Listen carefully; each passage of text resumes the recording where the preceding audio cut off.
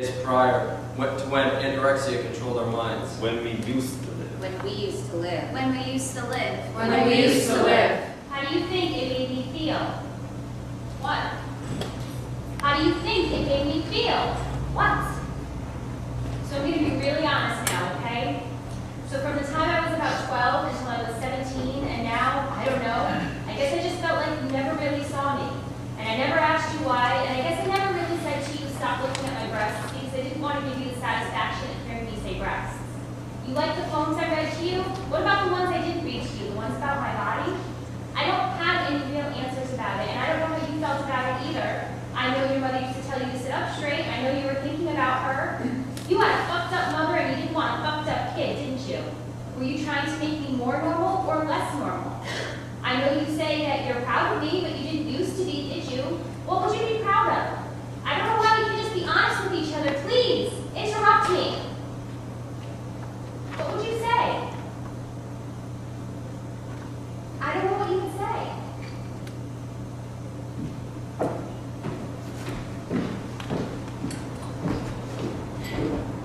My mother and I never talked about it. Once when this happened, I went to my room and I sewed a sign out of some material that said, "See me for who I am, not for who you expect me to be." I wore it to school for weeks. There was a pool at my parents' house, and I used to never mind swimming naked with her, until one day she looked at me and said, "Nice breasts." I stopped swimming naked. Then I stopped swimming altogether. My clothes had never really fit me right, and after that it just became another way to hide. I had been wearing my hair around my ears for the past 2 years, but when I turned 15, I cut the rest of it off. This, in combination with my baggy, boyish clothes, led to a number of things. In public places, people started calling me sir or him. Little kids would ask me if I was sure I was a girl. If I happened to walk into a public restroom, I always felt like I had to reassure the other women, even though there was a universal sign on the door, a lack of urinals, and the presence of other women. Yes, we're all in the right place. The changing room attendant at the mall once said to me, "Boy or girl?" As if I could have been so confused. I tried to think of something really witty to say in return, but all I could manage was a girl? She said, "Oh, honey, you should put on some earrings and makeup, because girl, you could be pretty." I didn't want to wear earrings and makeup, but I did develop this hippie, bouncy walk that I use when I walk into places like that now. If it's a ladies' room, I always feel like if another woman sees me in the mirror, my first thought has to be, I don't want to spook her. Even in my small high school, where it was pretty clear that I was a girl, I was still pretty much the only girl with short hair. This made people think I was gay. So yeah, I do have body image issues. Why wouldn't I? Seriously?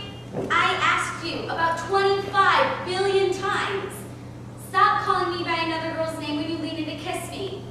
You know, it was semi-funny the first time. The next 25 billion times, it wasn't. If you loved me so much, why didn't you respect me? Oh, well, you went to another school and made my freshman year of college hell.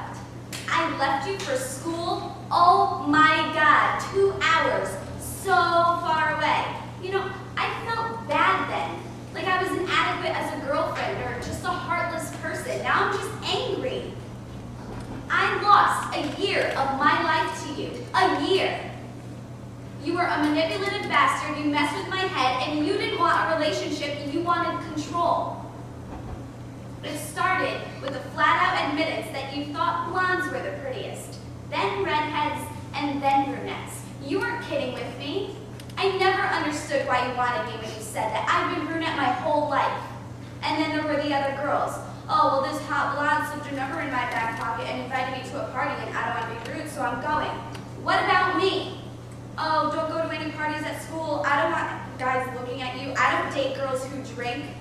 Bullshit. Then don't call me in such a drunken stupor yourself that you forget who I am or that I even exist. That winter, I started eating less. Even my roommate noticed the weight loss and told me she thought I was bulimic. the gym.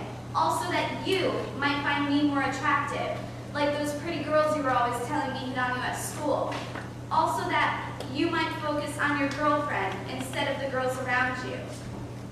I can't believe it took me that long to break up with you, to realize that I was being underappreciated and abused.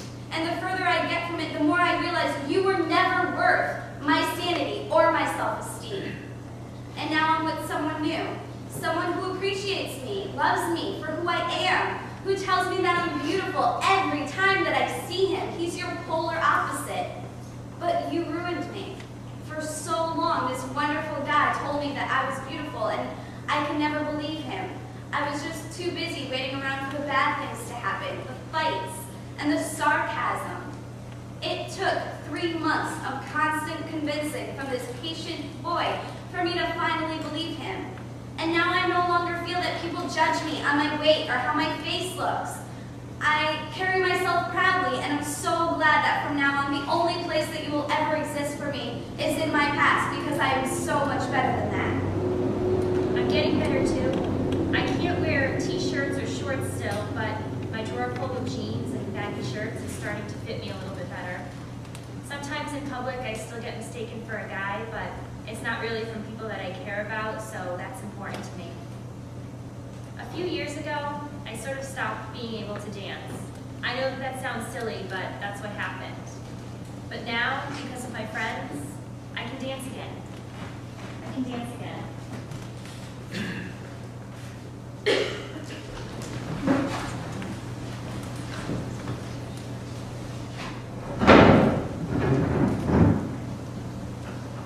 So I said to him, I think we should just begin. Where to begin? Where does it begin? When will it end? When will it end? Jesus, that sounds pretty serious. When will it end? Stop it. And he had all these questions. Is it hereditary or just sedentary? Whenever there is a constant battle of wins and losses with oneself, happiness with one's appearance is non-existent. Sad to say, do you know anyone who is completely satisfied with how they look? Are we manipulated conformists of the media? What is the reason behind all this madness of self-appearance? Yeah, but I feel like those are questions that no one has any answers to. I mean, no one's completely satisfied with how they look. They deal. Are we manipulated conformists of the media? Of course we are. Yeah, but I feel like you're ignoring the final question. What is the reason? The reason behind everything? Of course, that's the point that you perseverate on. The reason, well, what did he say? Jay, tell me your story. Well, best way to discuss the present is to examine the past. So, let's start from the beginning. Mom and Dad were born in Denmark. Denmark was invaded by the German war machine and capitulated within 1 day. European food storage was plundered by the invading army, leading to food shortages and hoarding of sustenance. Dad remembers the Germans and the rationing of food for the civilian population. Mom reinforces this in recollection of her mother exclaiming, "Clean everything from your plate." Her mother was poor, struggling to feed her family during and after the war. Mom and Dad came to the United States, where they practiced and still practice hoarding of food in a country where food for the common man is in overabundance. The practice of cleaning one's plate was enforced upon their children, namely me.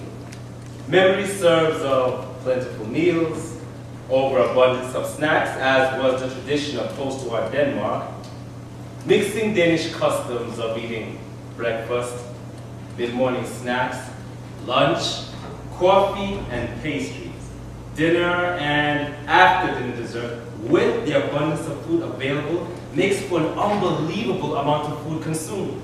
Parents taught me everything, except how to eat. It's always the parents' fault, isn't Shut it? up. Let him finish. I was around 230 my senior year of high school, which by health standards is 60 pounds overweight. They tried to get me into sports to motivate exercise, but I had no natural talent. I was an artist and a writer, not great physical activities, and my weight went unchecked. My experiences with women also suffered, where in high school was a time for sexual exploration and discovery. I made no advances in that field.